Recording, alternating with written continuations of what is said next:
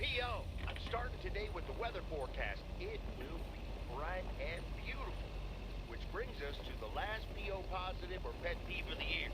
It's one from yours truly, who'd like to end 1985 on a positive note. P.O. positive or pet peeve?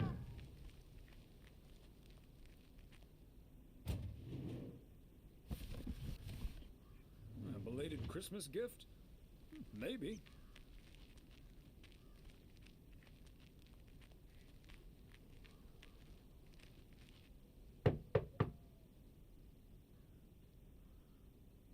Another day, another dollar.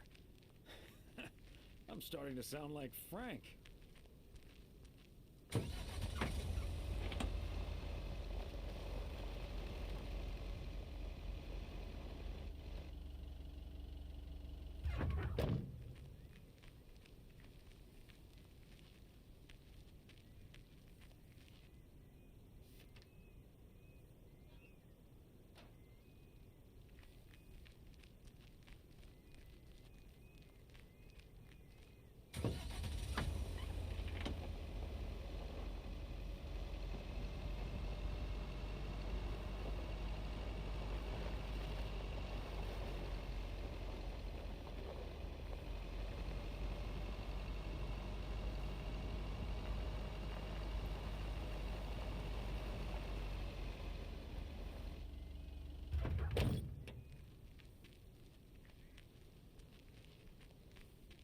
Another satisfied customer.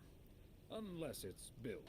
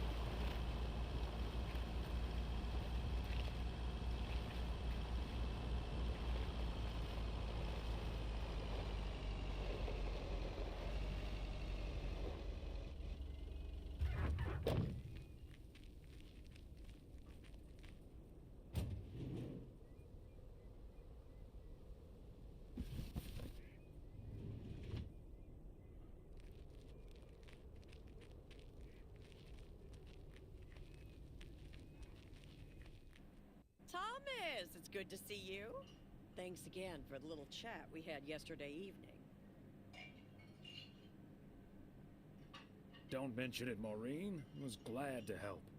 I think I've made the right decision. But I guess some situations don't have a perfect solution. You'll find out tonight, Thomas. We'll have a grand old time regardless.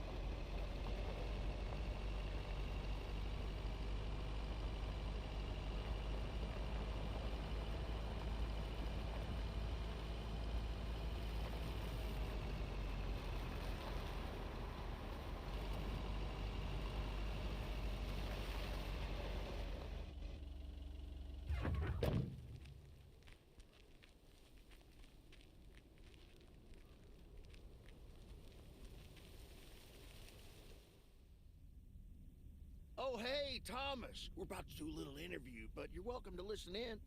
Mr. Price, you know Thomas Weiss, don't you? Sure do. You're resident mailman, am I right? Good to see you, man. Hi, guys. Don't mind me. I'll just be a fly on the wall here. That was Open Sky by Velvet Moon, one of my favorites. Folks, we have a special treat for you today because I have a guest here at the Reynolds studio. You know that happens from time to time, but today it's a bona fide big shot. None other than KNW6's own newsman extraordinaire, Mr. Connor Price. Thanks for having me, Jack. Always nice to talk to a fellow broadcaster.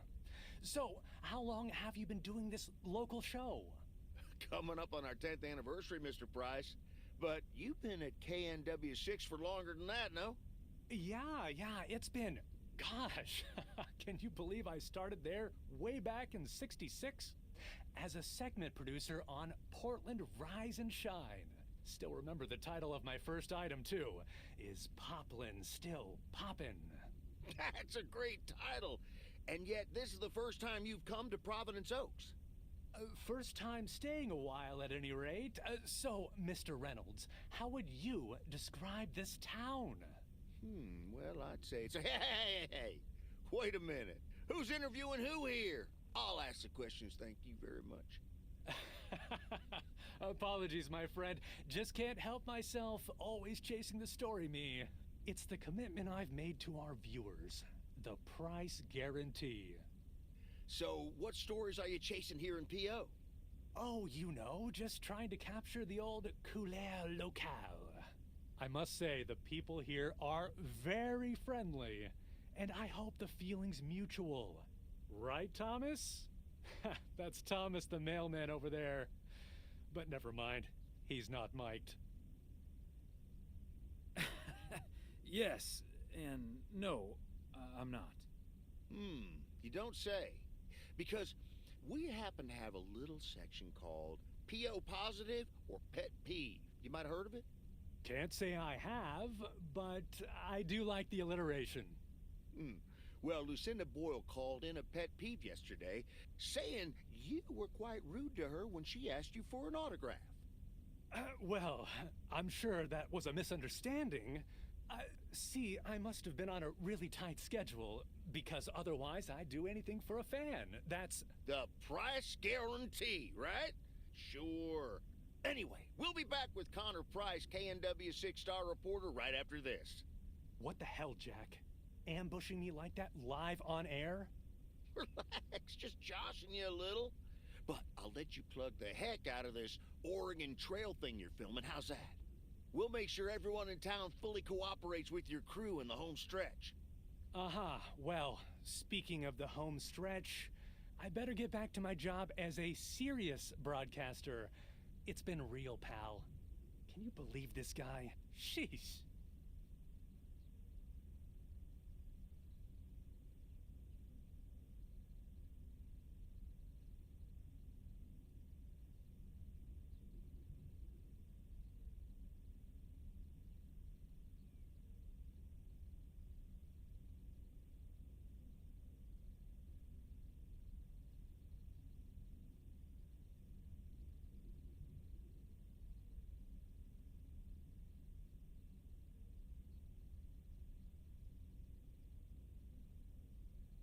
Don't take it personally, Mr. Price.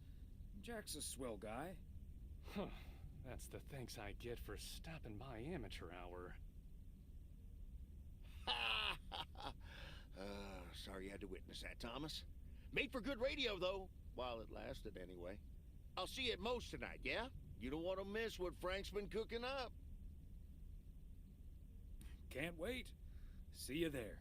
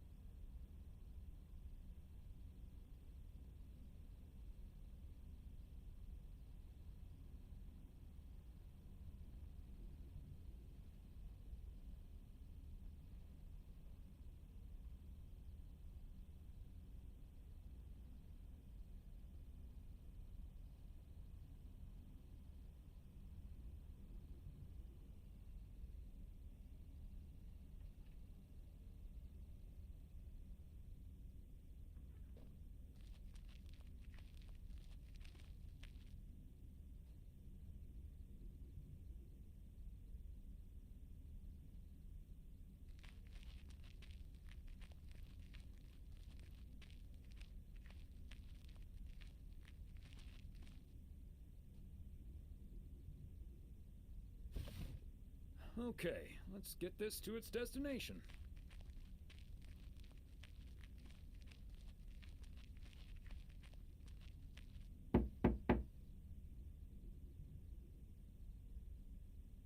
P.O. Tuxedo Service. He's not in.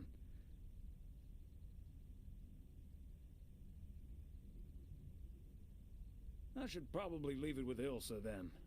Room 9.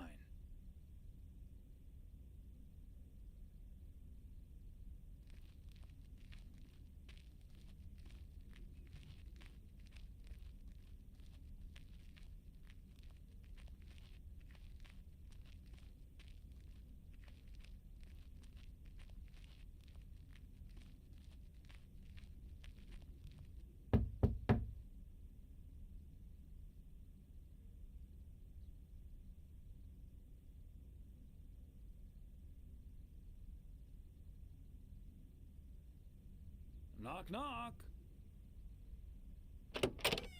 Hi, Thomas. Oh, is that Gabriel's tux? Signed, sealed, delivered. That's the Weiss guarantee. Okay, I'll take care of it. Thanks. Right then, I'll... I'm feeling fine, I'm feeling strong. It won't take long.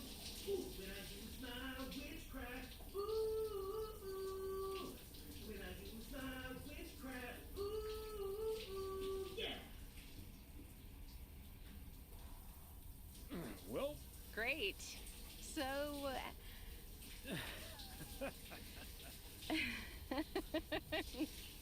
see you tonight at the diner.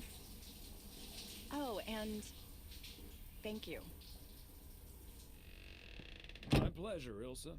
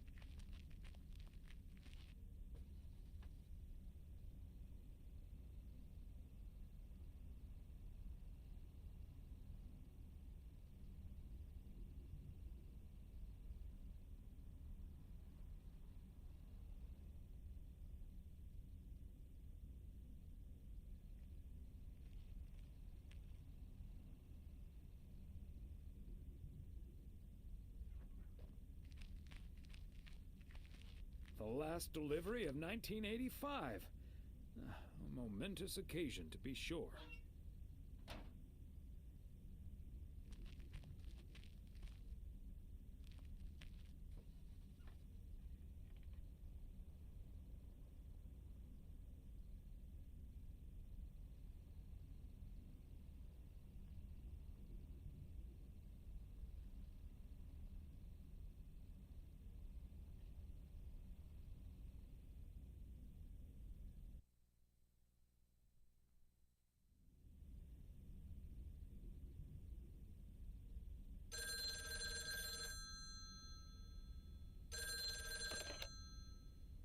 Hello? Hi, Meredith. It's the Weiss family again. We wanted to wish you a happy new year before we're going to Moe's. Hey, thanks. We've got a little over an hour left here before it's 1986. You'll watch out for those fireworks, won't you? They're so unpredictable. I will. I'll probably stay inside anyways. We've got 4 more hours to go, but Happy New Year! I'd rather be early than late.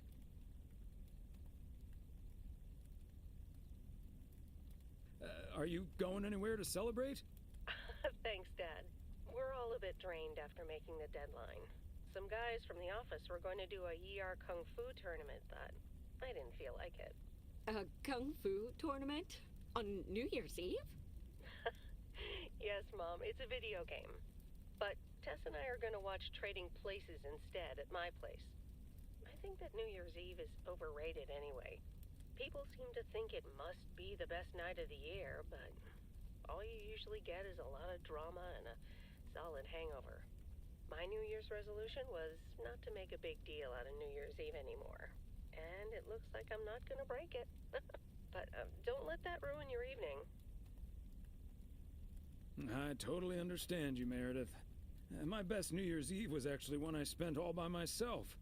I don't know why, but that night I've never felt more at peace. And most parties aren't worth the hangover anyway. Maybe that's because you usually forget half of what happened.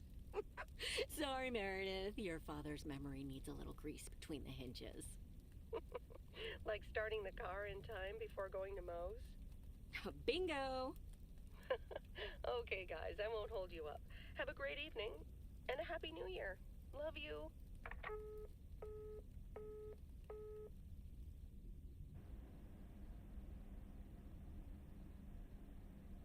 My beautiful people, may I have your attention for half a minute? First of all, welcome to Moe's. We're excited to celebrate the last few moments of 1985 together with you. It was quite an undertaking to host this New Year's Eve party, and a costly one at that. So, if you feel inclined to end the year on a generous note, you know where the tip jar is. We've got snacks and drinks aplenty. So I'm sure that even the grumpiest so-and-so will be able to have a great evening. Thank you all for coming. Cheers. Well, if it isn't my favorite KNW6 news team. In the flesh. Hi, Thomas.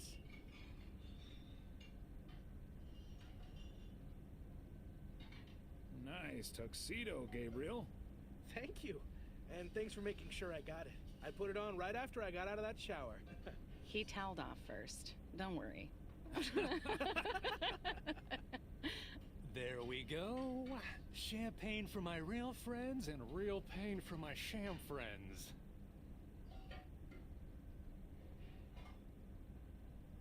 Hi, Connor.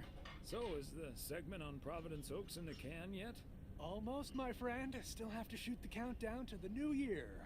Hopefully that gives us the ending we need. I've been promised a spectacle. Easy on the alcohol there, Connor. We still need you on camera.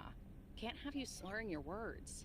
Slurring my words? Whatever do you mean, Ilsa?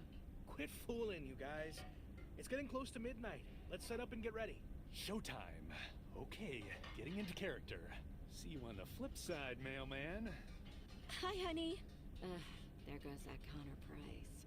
Would you believe the motel had to custom order a blow dryer just for him? They tipped generously, though. Oh, is that Beth sitting over there? Let's join her. Good evening, my dearest of friends. Almost time for Old Lang Syne, eh? Did you know that Old Lang Syne was written down by Robert Burns in the 18th century? And that he based it on an old Scottish folk song? He wrote it to a different melody than the one we sing today, but I have to say, I do like this version. And it's often sung after a special dinner where haggis is served. Would you believe? Honestly, Beth, I don't know how we'll get by without these fascinating facts when you're gone. Well, I will still be selling sets of encyclopedias at the store for a few more months if you need them. I'll cut you a nice deal. Only if you'll help load them into my truck. Oh, my friends, should old acquaintance be forgot and never brought to mind? Well, whatever the future brings, this old acquaintance here will be hard-pressed to ever forget you two.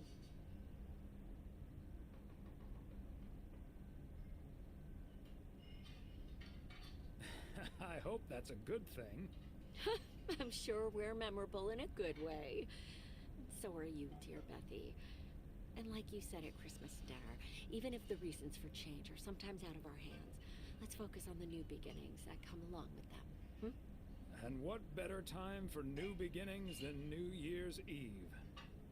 Attention, folks! It's showtime! If you want to see the biggest fireworks show west of the Rocky Mountains, you better be standing outside in about 10 minutes. That's my cue. From a little spark may burst a flame, as Dante once put it. But I need to visit the ladies' room first, or I'll turn into a pumpkin. See you outside. Isn't she marvelous? I'm so happy for her. I am going to miss Bethany. So will I. Seeing a parcel addressed to the bookstore always brightened my mood. It makes me feel a bit melancholic. Even more than I usually am on New Year's Eve. This odd feeling of looking back and forward at the same time, and now I'm doing that over a much longer period than just the coming and going of the year. I know what you mean, and there's nothing wrong with that.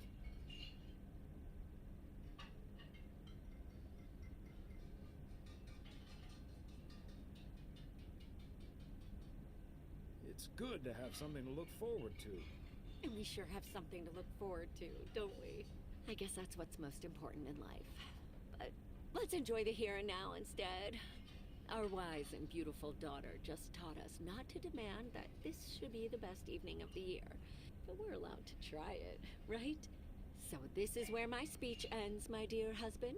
And now I need a glass of champagne. I'll drink to that, and to you, and all the good things the new year will bring us. Maureen, I need champagne. For me and my beautiful wife. You got it, sir. Just grab your glasses and join me in the bottle outside. It's less than a minute now. 20 seconds on go, Mr. Price. Go. And so, 1985 draws to a close. With mere seconds left in the year, I've been told this little lake town will strive to end 85 with a bang. In 10, 9, 8, 7, 6, 5, 4. Holy Toledo! Ilsa, are we getting this? Somebody check on Frank!